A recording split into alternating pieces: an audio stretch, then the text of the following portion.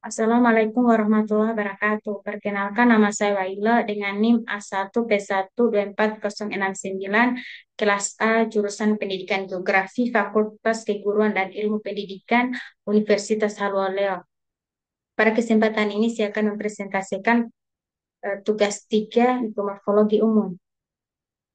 Faktor bentuk lahan. Bentuk lahan adalah bentangan permukaan bumi yang merupakan hasil dari proses geomorfologi yang terjadi di permukaan bumi.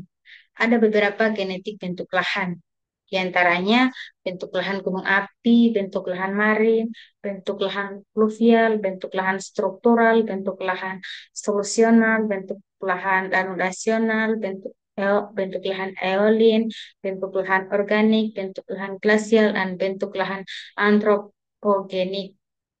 Faktor bentuk lahan diantaranya relief, yaitu bentuk muka bidang atau tempat permukaan bumi. Kemudian proses, yaitu kejadian yang berlangsung di muka bumi. Kemudian material, yaitu bahan dan hasil atau batuan dan tanah. Kemudian struktur kulit bumi, yaitu arsitektur permukaan dan stratigrafi. Kemudian waktu, yaitu waktu geologi sebelum Masehi tahun. Yang yang relief.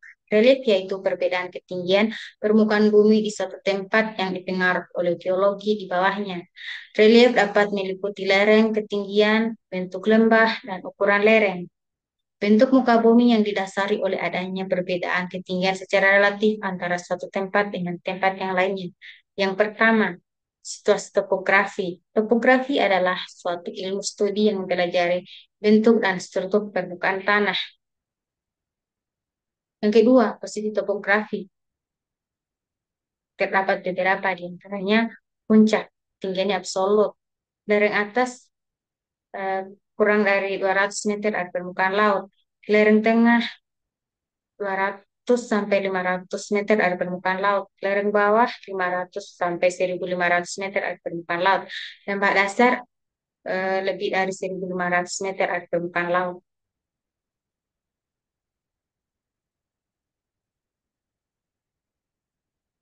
Kemudian kemiringan lereng 0 sampai 2% itu datar, 3 sampai 7% itu landai, 8 sampai 13% itu miring, 14 sampai 20% itu agak terjal, 6 sampai 140% itu terjal, lebih dari 140% itu sangat terjal.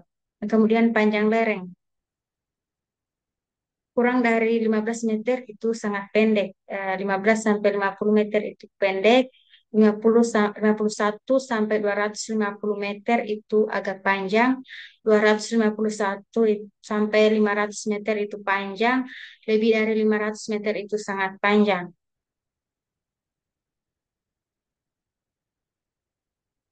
Yang ketiga yaitu bentuk lembah. Ada beberapa di antaranya lembah dangkal atau lebar berbentuk lebar, bentuk U berdasar tajam, bentuk V lebar, bentuk V berdasar tajam. Selanjutnya hubungan relief lereng beda tinggi. Unit relief datar atau rata. Kriteria kemiringan lereng datar atau hampir datar. Lereng dalam bentuk persen 0 sampai 2%, beda tinggi dalam bentuk meter kurang dari 5. Unit relief berombak. Kriteria kemiringan lereng landai. Lereng dalam bentuk persen 3 sampai 7%. Beda tinggi 5 sampai 50 meter. Unit relief bergelombang. Kriteria kemiringan lereng miring. Lereng dalam bentuk persen 8 sampai 13%. Beda tinggi 25 sampai 75 meter. Unit relief berbukit. Kriteria kemiringan lereng agak curam, lereng dalam bentuk persen 14 sampai 20%, beda tinggi 50 sampai 200 meter. Unit relief bergunung. Kriteria kemiringan lereng curam.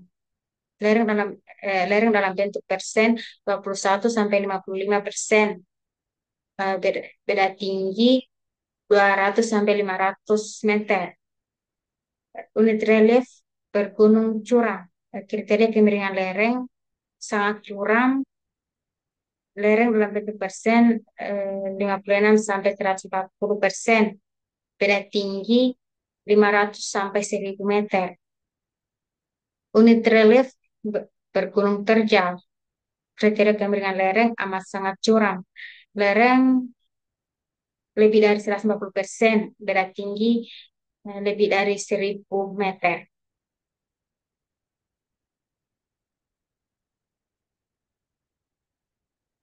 Selanjutnya pola aliran, yaitu hubungan jaringan pengaliran yang menoreh permukaan bumi, baik yang ada aliran permukaannya maupun kering.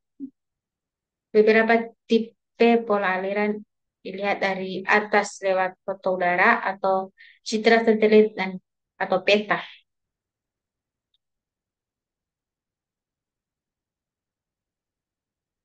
Kemudian material.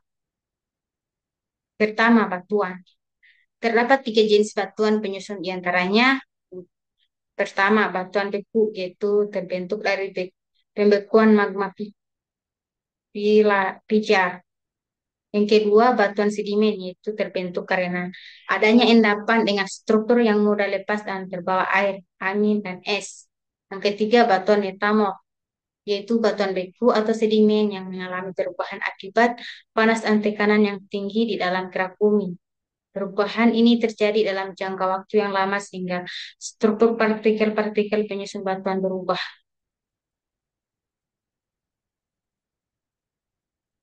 Yang kedua, tanah. Horizon tanah terbagi tiga, yaitu ketebalan tanah, ketebalan regolit, sifat tanah. Ketebalan tanah, yaitu dapat diukur dari permukaan yang disebut solung tanah. Tanah liat yang merupakan salah satu jenis tanah memiliki ketebalan sekitar 50 cm hingga 1 meter. Yang kedua, ketebalan regolit, yaitu umumnya memiliki ketebalan 4 sampai hingga 5 meter di daerah mare dan 10 hingga 15 meter di daerah dataran tinggi yang lebih tua. Kemudian sifat tanah itu geologi dan kimia. Kemudian fisika tanah itu terbagi beberapa di antaranya tekstur tanah ditentukan oleh proporsi kombinasi pasir, lumpur, dan tanah liat. Kemudian porositas tanah adalah ruang kosong di antara tekstur tanah yang diisi oleh gas atau udara atau air. Kemudian temperatur tanah dapat bervariasi mulai dari kurang 20 derajat Celcius hingga 60 derajat Celcius. Kemudian warna tanah seringkali menjadi faktor dasar untuk membedakan jenis tanah. Kemudian biologi tanah. Itu sifat biologi tanah meliputi mikroorganisme pengurai bahan organik di dalam tanah. Kemudian kimia tanah berbagi dua, yaitu sifat kimia tanah meliputi pH tanah dan kandungan unsur hara seperti nitrogen, fosfor, kalium, dan bahan organik. Kedua, tanah yang subur memiliki pH antara 6 sampai 7. Selanjutnya, proses. Semua gaya mengakibatkan perombakan bentuk bumi oleh tenaga eksogen sehingga memungkinkan terjadinya studi muda, dewasa, dan tua di permukaan bumi. Yang pertama, erosi, yaitu peristiwa terkikis dan terangkutnya tanah atau bagian-bagian tanah dari suatu tempat ke tempat lain oleh media alami seperti air atau angin. Faktor yang menyebabkan erosi yaitu air, angin, atau es dalam bentuk gletser, kemudian detak astronomis, kemudian kegiatan makhluk hidup seperti hewan yang membuat serang di tanah, kemudian pengaruh gravitasi. Jenis erosi terbagi dua. Yang pertama erosi percikan atau splash erosion dan kedua erosi kulit atau lembar atau set erosion. Erosion percikan atau splash erosion yaitu proses terkelupasnya partikel-partikel tanah bagian atas oleh tenaga kinetik air hujan bebas atau air lolos. Yang kedua, erosi kulit atau lembar atau set erosion, yaitu pengkisan lapisan tipis permukaan tanah di daerah berlereng oleh kombinasi air hujan dan air aliran atau runoff. Kemudian dampak erosi ada beberapa yaitu hilangnya lapisan tanah yang subur dan baik untuk pertumbuhan tanaman. Kemudian berkurangnya kemampuan tanah untuk menyerap dan menahan air. Tanah yang terangkut akan terbawa masuk ke sumber air seperti sungai, waduk, danau, reservoir, dan saluran irigasi. Kemudian erosi merupakan penyebab utama terjadinya degradasi lahan. Yang selanjutnya gerakan massa, yaitu pergerakan tanah atau batuan yang berpindah secara tegak, mendatar atau miring. Gerakan massa tanah juga dikenal sebagai pemborosan massa terjadi karena gaya gravitasi yang mendorong material bentuk lereng ke arah bawah. Gerakan ini bisa terjadi ketika kekuatan yang mendorong ke bawah lebih besar daripada kekuatan yang menahannya. Yang selanjutnya struktur.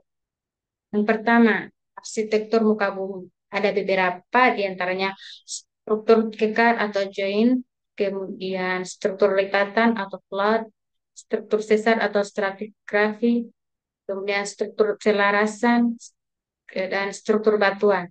Yang kedua, berbagai sifat muka bumi yang memberikan perbedaan bentuk erosi.